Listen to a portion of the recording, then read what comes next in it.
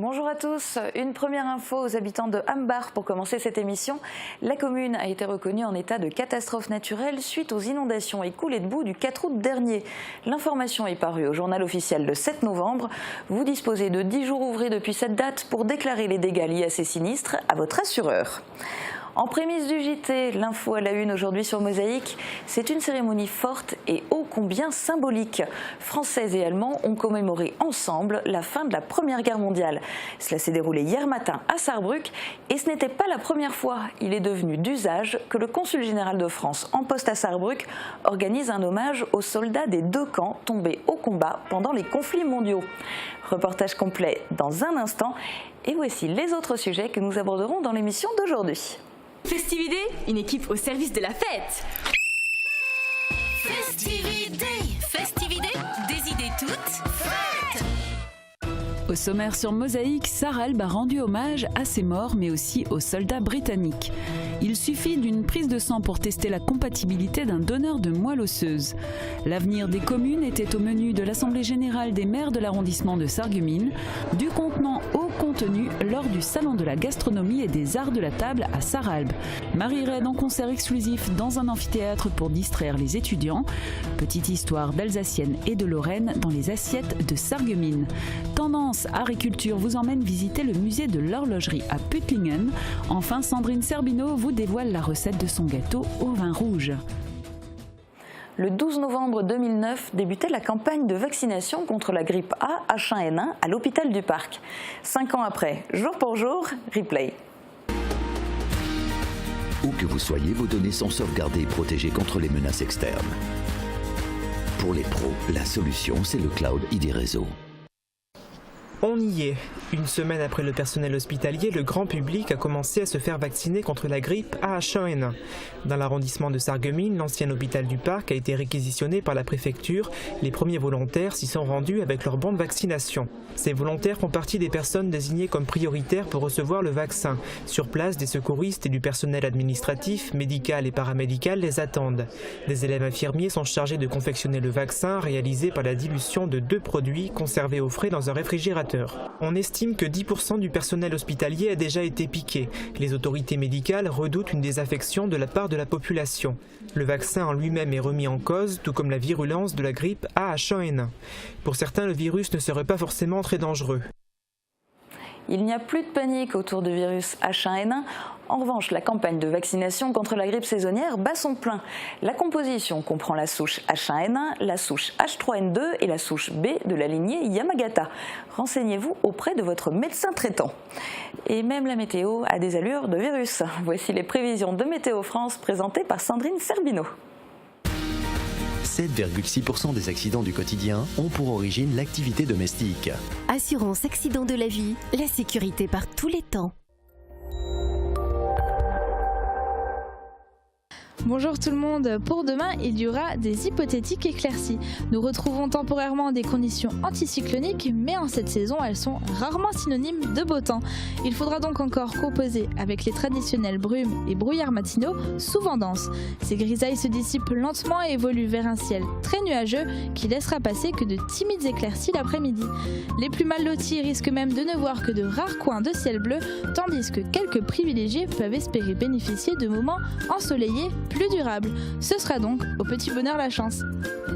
Côté température, elle part de 4 à 6 degrés à l'aube et avoisine les 10 degrés l'après-midi, localement 11 ou 12 en cas de belles éclaircies. Demain, jeudi 13 novembre, pensez à souhaiter une bonne fête aux Brices. Le soleil nous accompagnera de 7h33 à 16h52. Et comme tous les mercredis, nous partons en balade à bord de notre caméra embarquée. Et aujourd'hui, on quitte la terre ferme pour une promenade en bateau-mouche, non pas sur la Sarre, mais sur l'île. Je vous laisse profiter pleinement de ce petit moment de détente et vous retrouve tout à l'heure pour le dessert de la semaine. Heb dich am Bändel, mein Ländle, heb dich so fest wie es geht. Heb dich am Bändel, mein Ländle, heb dich so lang wie es geht. Von überall sind arme Menschen, mit Hornhack und Schiff und mit Sensen, haben sich auf dem Boden installiert.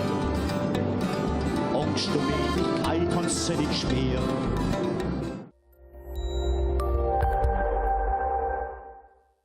Je parraine un ami et tout le monde y gagne. Mon filleul, ma banque et moi. Au Crédit Mutuel, un client satisfait rayonne.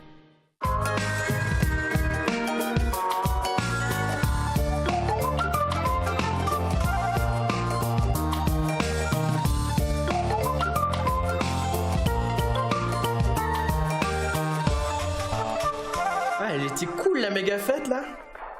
Tu me manques déjà. Tu m'avais pas dit que Julien était censé venir aussi? Si, hier. Bah tu sortais de maths, t'es passé avec Mélanie. Ah maman! Qu'est-ce que je fais côté d'Adrien? Vous rentrez dans 10 minutes? Et donc Bah à tout alors. Oui, bisous maman. Je pensais qu'il voulait venir quoi. Attends une seconde. Chloé! Viens là! Alors on se voit demain. Allez s'il te plaît. Quoi? Oh attends une seconde. C'était qui? Oh je ne sais pas mon amour. Non, cherche pas, c'était ma soeur. Voilà, comme ça. Pardon? Attends, on ramène des trucs là. Maman rentre dans 10 minutes. Si j'étais toi, je rangerais. Mais bon. Je te laisse, à plus.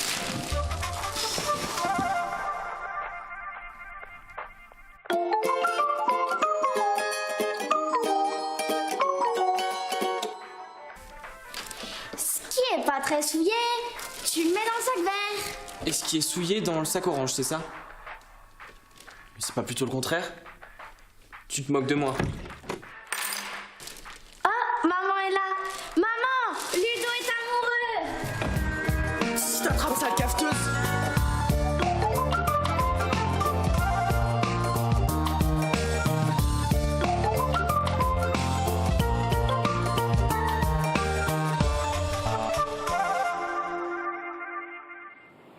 En page régionale, le Républicain Lorrain revient sur le tragique décès du petit Corentin pendant son opération de l'appendicite.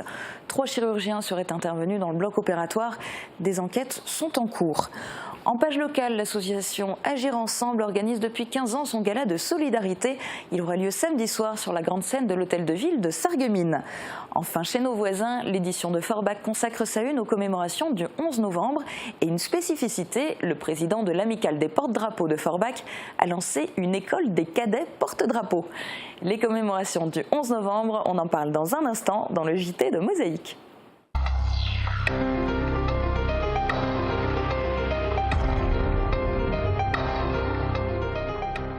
Hommage international à Sarralbe. Hier, à l'occasion de la commémoration du 96e anniversaire de l'armistice qui mettait fin à la Première Guerre mondiale, une cérémonie s'est déroulée au cimetière britannique de la commune. Une centaine de soldats de l'archipel décédés durant le conflit sont en effet enterrés à Sarralbe. Reportage.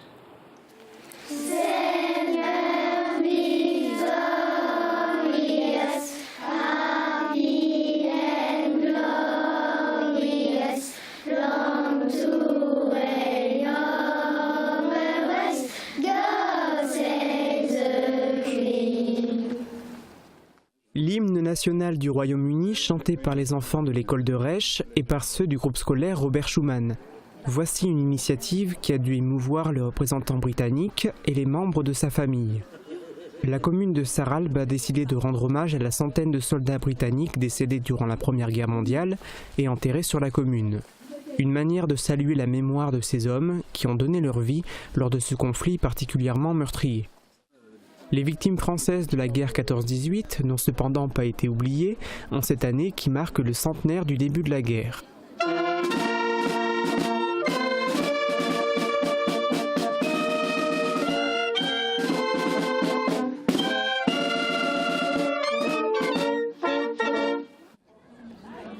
À partir de cette année, centenaire du début de la Première Guerre mondiale, les commémorations du 11 novembre revêtent une importance particulière dans toute la France et même au-delà de la frontière, direction maintenant Sarrebruck, et plus exactement le mémorial de la Brème d'Or, ancien camp de la Gestapo.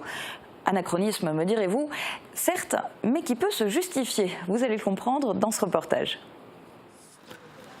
Commémorer le 11 novembre en Allemagne, cela peut paraître quelque peu surréaliste.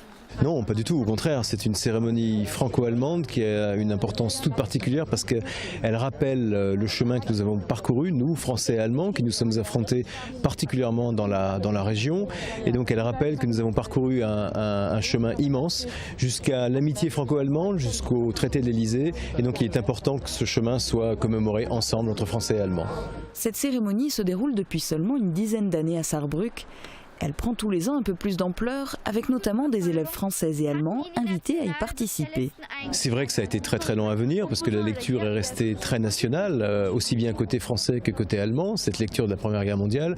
Mais précisément, maintenant nous avons franchi ce cap, nous sommes sur le chemin de cette construction franco-allemande, de cette construction européenne.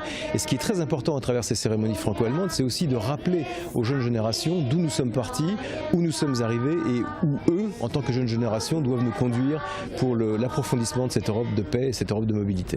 D'autant qu'à travers cette cérémonie du 11 novembre, ce n'est pas que l'armistice de la Première Guerre mondiale qui est commémoré. La plus symbolique est naturellement celle de 14-18, puisque c'est la Première Guerre mondiale. Nous sommes ici sur l'ancien camp de détention de la Gestapo, et c'est aussi très symbolique d'associer ces deux sites, ces deux éléments au cours d'une même cérémonie, puisque par là même nous nous approprions, nous Français et Allemands, ce passé douloureux qui nous a confrontés pour, je le répète, mieux construire l'avenir et mieux préserver cette paix que nous avons été capables de mettre en place.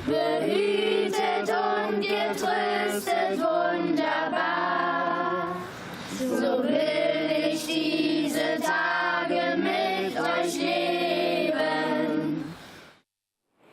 Cherche donneur compatible, c'est le mot d'ordre qui est lancé depuis plusieurs mois à Sarreguemines pour sauver Michel Rohr.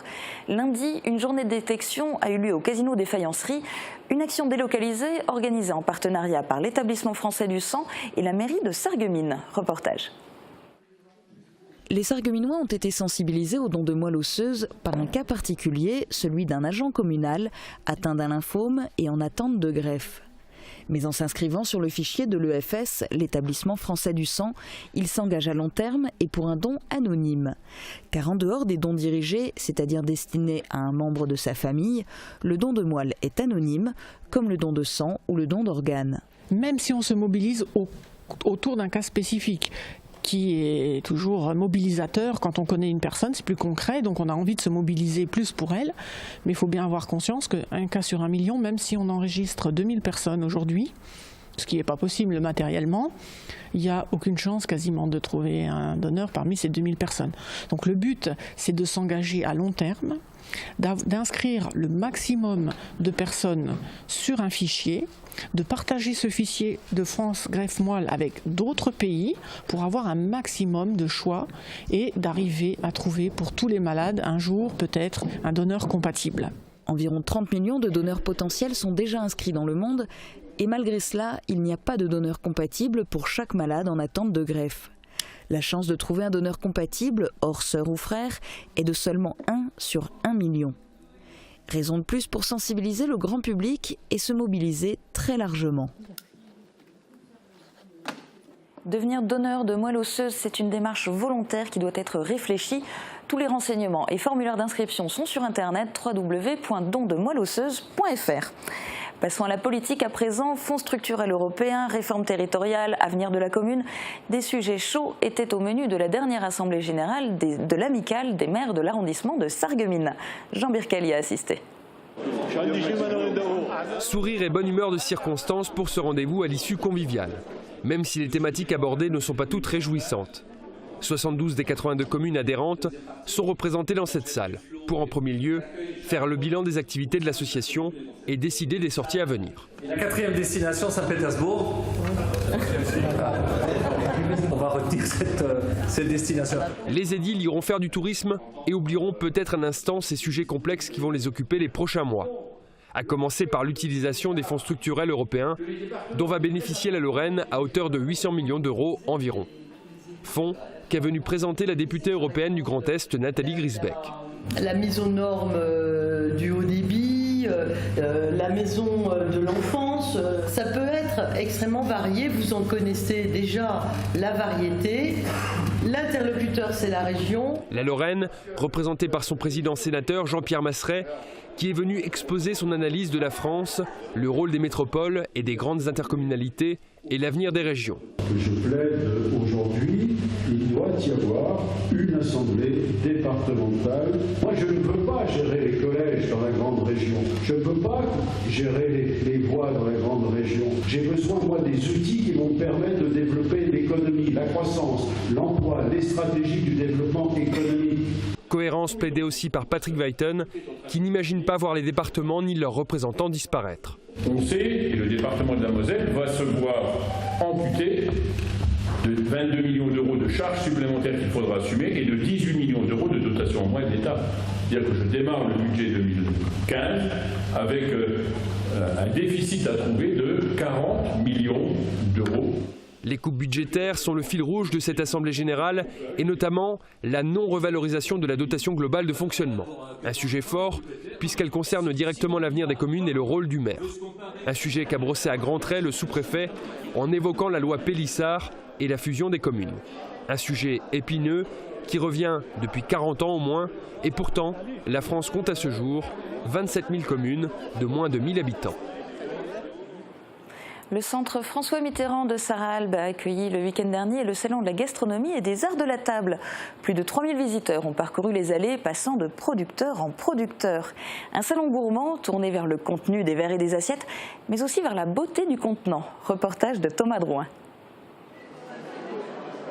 Dès l'entrée dans le centre sportif et culturel François Mitterrand, le ton est donné. Entre miel, fromage et charcuterie, le visiteur entre dans le monde de la gastronomie. Ils sont 45 exposants à s'être installés le long des allées de ce 14e salon sarralbigeois. Pour certains, revenant année après année, Sarralbe est désormais une étape habituelle. Les organisateurs se sont fixés comme objectif de réunir à chaque édition des produits de qualité, car le salon est aussi une vitrine pour la ville, comme nous l'explique Brigitte Jensen, organisatrice mais aussi adjointe au maire de Sarralbe. C'est important déjà pour faire connaître notre ville et surtout d'avoir une animation au niveau de la ville parce que comme ça se passe dans toutes les villes, on a de moins en moins de commerçants au niveau du centre-ville. Et c'est ça qui est très important, de faire un peu, de montrer à tout le monde notre ville de Sarralbe. L'opération est un succès. Chaque année, le salon attire les visiteurs. Ils étaient plus de 3000 cette année, venus goûter et observer les nouveautés gastronomiques proposées. Une activité de gourmands et de gourmets qu'ils avouent sans jamais se cacher. Déjà pour voir un petit peu ce qu'il y avait de nouveau en gastronomie et puis pour déguster les huîtres, pour boire un petit verre de vin, pour essayer de voir. On a dégusté un blanc Mirabelle qui était un peu sucré mais bon, très bon. Mais le contenu des verres et assiettes n'est pas l'unique objet du salon. Ce dernier fait aussi la part belle aux arts de la table. L'occasion pour des artisans locaux de mettre en avant leur savoir-faire. Il est très important de présenter aussi les contenants. C'est-à-dire vous avez ici plein de stands qui présentent leur contenu, mais il est très important aujourd'hui de montrer les contenants actuels, c'est-à-dire les verres qu'on adapte maintenant au vin. On n'achète plus un verre pour acheter un verre, on achète un verre par rapport au vin. Les arts de la table ont donc aussi désormais leur mode. Associés aux us et coutumes gastronomiques de la région, cela augure un futur des plus dégagés pour ce salon devenu en 14 ans incontournable. Pour une fois, dans l'amphi, tout est permis. Les étudiants de Sarreguemines ainsi que tous ceux qui le souhaitaient étaient invités à venir écouter Marie Red, un groupe local de musique actuelle. Guillaume Dumontail était sur place.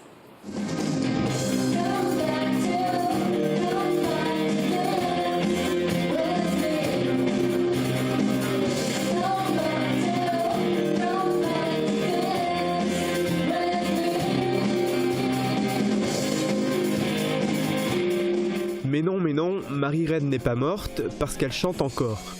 Ce groupe de musiciens locaux a en effet décidé de rendre hommage à l'une des plus célèbres femmes pirates de l'histoire. Ce nom de scène ne constitue pas leur unique intérêt, à en juger par l'attitude enthousiaste du public, dans lequel figuraient des mélomanes confirmés, à commencer par Marina D'Amico. Vous l'aurez tous remarqué, les musiciens ne jouaient pas dans une salle de concert habituelle.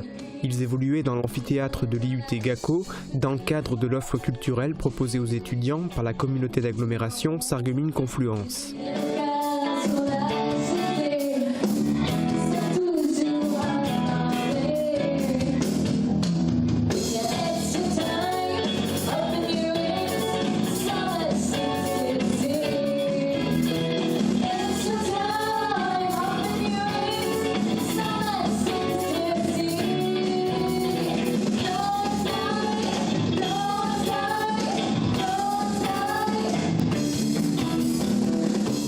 étudiants n'étaient pas en reste puisqu'ils proposaient aux spectateurs de se restaurer. Décidément, dans l'amphi, tout était permis. Et pour ceux qui préfèrent le cinéma plutôt que la musique, pensez à visiter la page Facebook de Mosaïque pour tenter de gagner des entrées gratuites pour le film de votre choix. C'est la fin de l'actu pour aujourd'hui. Je vous retrouve dans un instant pour la partie magazine de cette émission avec une petite histoire d'assiette, la visite du musée de l'horloge, une recette originale et une découverte musicale. Demain sur Mosaïque, dans le journal, les habitants de la Casque sont invités à faire venir des étudiants chez eux pour la réalisation de diagnostics thermiques. De faire passer toutes ces connaissances-là, mais de manière beaucoup plus conviviale, beaucoup plus pratique. Et puis nous retrouverons notre joyeuse plate-bande. Il sera question de téléphone portable, un outil qui pour notre chère pipelette de Suzanne est vital au quotidien. Das ist doch schlimm. Suzanne, die Sendung hat ja angefangen. Suzanne, hör auf, die Sendung hat angefangen. Ja. Du kannst einfach nicht sein ohne Portable. Ich kann nicht sein ohne Telefon. Et voici un dernier volet de notre série de petites histoires sur les assiettes en faïence de Sarreguemines pendant la Grande Guerre. Voici une affaire au caractère nettement anti-allemand qui va conduire le directeur de la faïencerie devant le Conseil de guerre de Sarrebruck. Il s'agit de la reproduction sur des assiettes d'une photo d'Adolf Braun représentant une Alsacienne et une Lorraine. Ces assiettes ont été éditées en 1916, mais la même photo apparaît aussi sur la faïence en 1919.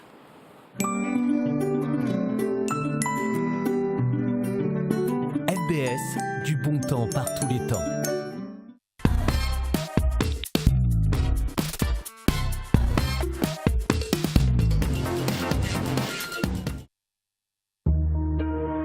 Six mois de prison pour le directeur de la faïencerie et 5 jours pour le chef de service commercial. C'est ce qu'ont décidé les juges suite à l'édition en 1916 des assiettes portant cette photo. En août 19, le président Raymond Poincaré, reçu à la faïencerie, déclare que cet arrêt est un titre d'honneur pour la faïencerie. C'est peut-être pour cela que sur cette assiette-ci, produite en 1919, on retrouve la même photo au milieu d'une joyeuse ronde de personnages en costume traditionnel des 2 provinces redevenues françaises.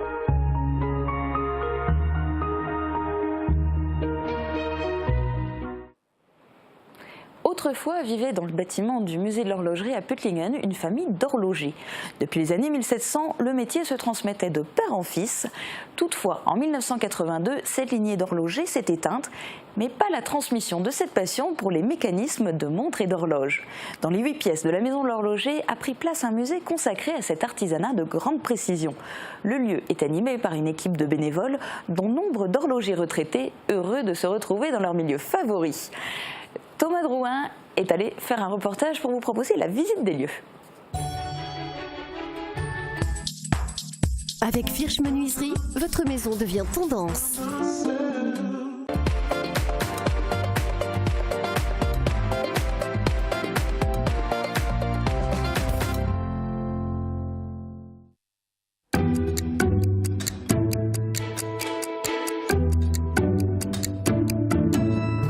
Cette maison-là, c'était fondé, je crois, en 1700 et quelques, alors au début de 1700, c'était des paysans et des horlogers. Et ça jusqu'à 1982-3, voilà. Et là, le monsieur, le dernier, il est mort. Dans la ville de Puttlingen, il y avait un horloger. Il a dit, pourquoi on ne peut pas prendre ça comme musée d'horlogerie?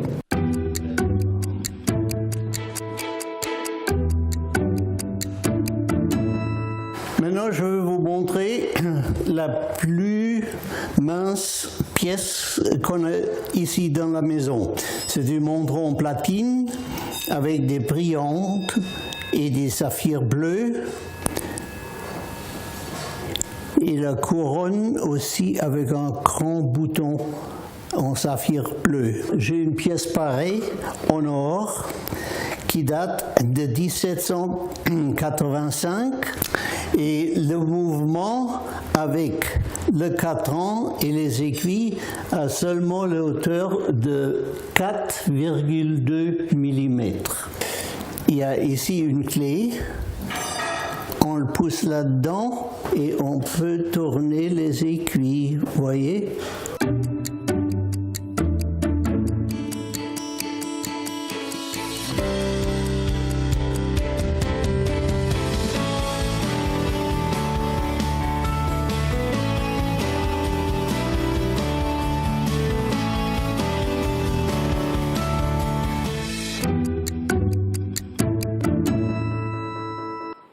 La recette du jour est en avance sur son temps, elle sent déjà bon le vin chaud de Noël. Sandrine Serbino vous dévoile le secret de son gâteau au vin rouge. Original et de qualité, les cuisines Aviva présentent entrée, plat, dessert. Aviva, la cuisine qui vous va.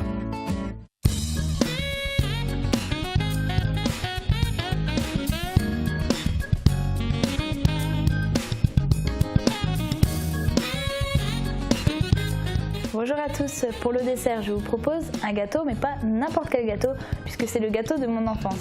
Alors il y a un ingrédient un petit peu original puisque c'est un gâteau au vin rouge. Pour réaliser ce gâteau, préparez d'abord le verre de vin rouge. Ajoutez-y le sucre vanillé et les clous de girofle et réservez. Munissez-vous ensuite d'un bon batteur parce qu'il va y avoir du boulot.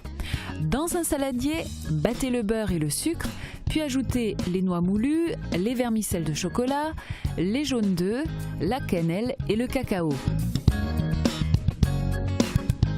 Ça commence à sentir bon tout ça. Pour incorporer la farine et la levure, laissez le batteur de côté. Ça vous évitera bien du nettoyage dans la cuisine et on y va allègrement à la spatule. Alternez avec le vin qu'il faudra filtrer si vous avez utilisé des clous de girofle entiers. Et mélangez le tout jusqu'à obtenir un appareil homogène. Montez les blancs en neige ferme et incorporez-les délicatement à l'appareil. Puis versez le tout dans un moule à charnière en forme de couronne. Attention, il faudra bien le beurrer et le fariner. Si vous préférez une forme de cake, sachez que la quantité de pâte vous permettra de réaliser 2 gâteaux. Et enfournez enfin à 180 degrés pendant 45 minutes.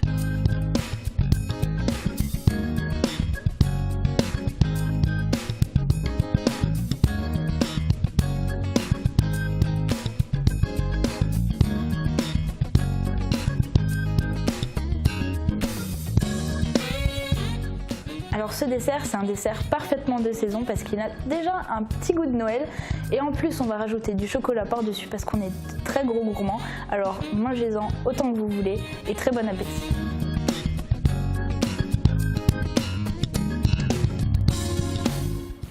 C'est la fin de cette émission. Notez que ce week-end, en plus de la rétrospective, la rediffusion donc des programmes de toute la semaine, vous pourrez découvrir dans Kubik Kais Naar Barn, les voisins de Kai. Très bonne journée à tous, à bientôt.